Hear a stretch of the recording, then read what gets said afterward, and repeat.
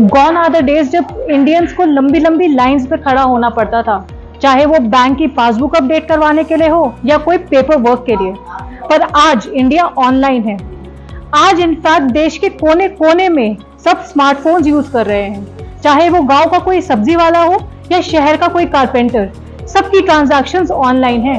पर ये पॉसिबल कैसे हुआ, आज हम यही जानेंगे अपने देश की जनता से।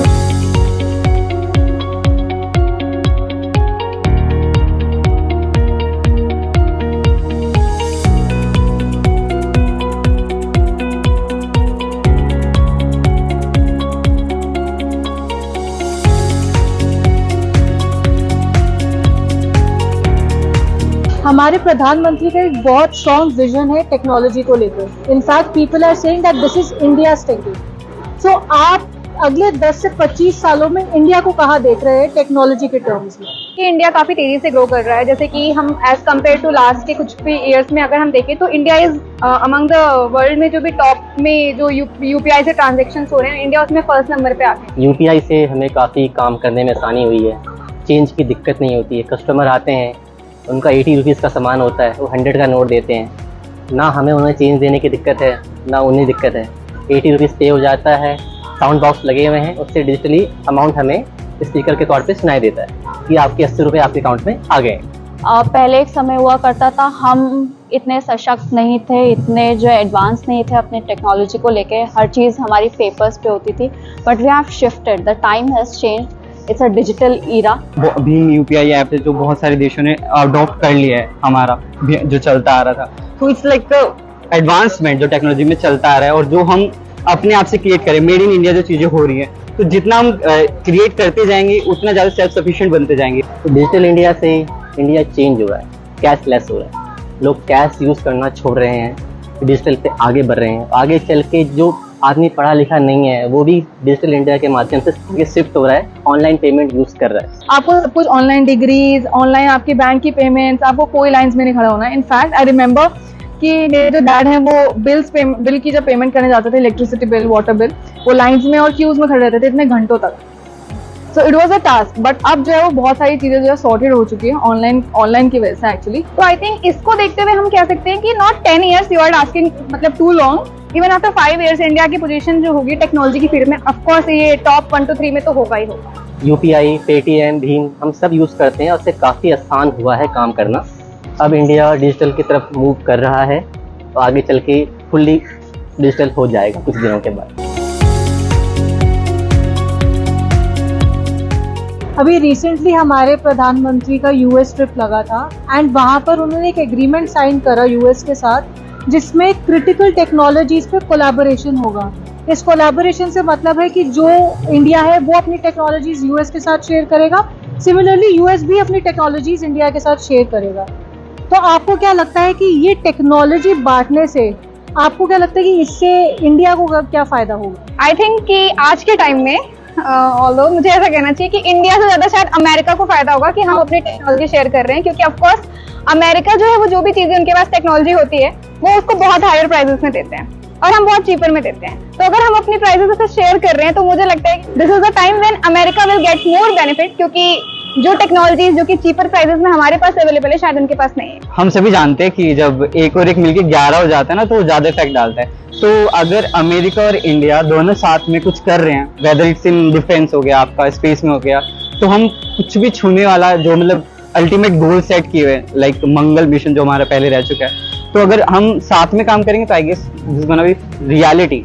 वो पहले की बात हुआ करती थी जब हम जाते थे, हम इतने सशक्त नहीं थे, इतने एडवांस नहीं थे टेक्नोलॉजी में, पर अब वो समय है जब even countries like US and UK and Australia, they are collaborating with India. जब दो इतने पावरफुल नेशन जब एक साथ जुड़ेंगे तो ऑब्वियसली बात है कि टेक्नोलॉजी को तो एक बहुत ही ज्यादा बूस्ट मिलेगा। अपार्ट फ्रॉम दैट, किसी टाइम पे हम लोगों को एक कल्पना लगती थी कि डीआरडीओ, नासा और इसरो जो है वो एक साथ काम करेंगे, बट एक्चुअली अब वो हो रहा है क्योंकि ये न्यू इंडिया है। There will be strong relations like knowledge exchange, and sectors like AI, like both countries will explore the emerging sector, and it will eventually help both countries and like human resources and people to people ties. हम कभी सोच नहीं सकते थे कि India और US collaborate करेगा technology पे। एक वक्त था जब इंडिया बहुत इन चीज़ों में थोड़ा स्लो था, उसकी जो है एडवांसमेंट इतनी नहीं थी, पर आज की डेट में अभी जैसे मोदी जी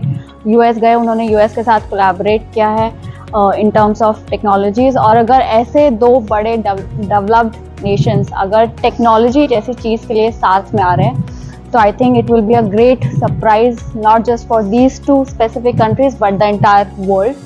किसी भी आप सेक्टर को उठा के देख लीजिए इंडिया में, चाहे आप एजुकेशन हो, हेल्थ हो, या ई कॉमर्स हो, या डिफेंस हो, आज हम लोग ही अपना खुद बहुत सारी ऐसी चीज़ें मैन्युफैक्चर कर रहे हैं और जो है वो एक्सपोर्ट कर रहे हैं और कंट्रीज़ में। चाहे आप रिसेंटली एग्जांपल देख लीजिए, कोविड के टाइम पे हम लोगों ने कोविन जो ऐप है वो ऑल ओवर वर्ल्ड में कितने लोगों को, कितनी सारी कंट्रीज़ को दी है। और उसके अलावा हमारा जो रुपीज़ है, जो वो बहुत सारी कंट्रीज है जो एक्चुअली एक्सेप्ट कर रही है हम लोगों का। पहले टेक्नोलॉजी इंडिया के लिए एक लग्जरी से कम नहीं थी, पर आज देखो तो हर एक इंडियन के हाथ में स्मार्टफोन है। So do you think that this is making India an attractive investment destination for the world? Yes of course, because आज हर किसी के पास फोन है, तो इन्वेस्टमेंट क्या मतलब, हम हर चीज़ में, चाहे कोई भी मार्केट हो, क्योंकि अब हर किसी के पास फोन है, हर किसी के पास इंटरनेट हो, कोई भी मार्केट हो, किसी भी तरह की मार्केट हो, वो सब यहाँ पे इन्वेस्ट कर सकती है। क्योंकि इंडिया, एक तो पहली बात जस्ट बिकॉज ऑफ इस पॉपुलेशन, यहाँ पे हर यंग पॉपुलेशन बहुत ज़्यादा है, हर किसी के पास मोबाइल फ़ोन है। आप स्मार्टफोन्स की बात कर रहे हैं, एक्चुअली आज के टाइम पे बहुत सारे ऐसे नोन और बहुत सारे ऐसे वेल नोन और लग्जरी ब्रांड्स हैं, इनफैक्ट जो और भी जो ऑटोमोबाइल्स है, ऑटोमोबाइल्स की जो इंडस्ट्री है वो भी हमारी कंट्री में बहुत ज़्यादा इन्वेस्ट करना चाहती है। So being an Indian it's a very proud thing. Can expect a lot of MNCs coming and investing in India, and this will of course give a boost to the economy. तो कोई भी company बाहर से आकर के अगर यहाँ पे इन्वेस्ट करती है, हर किसी के पास फोन है, उसे इजीली पॉपअप होगा कि ओके ये चीज़ मार्केट में अवेलेबल है और वो उसे लेंगे। तो मोबाइल फोन होने के कारण बेसिकली क्या हो रहा है कि लोगों को चीज़ों के बारे में पता चल रहा है, लोग ज़्यादा से ज़्यादा अवेयर हो रहे हैं, और अवेयर हो रहे हैं यहाँ पे सबसे ज़्यादा यूथ हैं। सबसे ज़्यादा यूथ जब उस बारे में अवेयर होंगे तो वो उस चीज़ को खरीदेंगे। मैं आपको एक बहुत छोटा सा एक एग्जांपल दे सकती हूँ। एक टाइम हुआ करता था जब जो है जो गांव की महिलाएं हैं उनके पास कुछ काम करने को ज़्यादा था नहीं, लेकिन अब वो समय है जब महिलाएं अगर छोटा से छोटा काम भी, अगर बुनाई या सिलाई का काम भी कर रही हैं, using the technology they promote it, they sell it not just with in their limited sphere but across the globe. Of course ये किसी भी मार्केट के लिए, किसी भी कंपनी के लिए, किसी भी प्रोडक्ट के लिए बहुत ही बेस्ट चीज़ है कि वो इंडिया में आए और इंडिया में इन्वेस्ट करें। मतलब अब एक वो समय है, पहले हम जो है इम्पोर्टर हुआ करते थे, पर आज की डेट में हम एक्सपोर्टर हैं।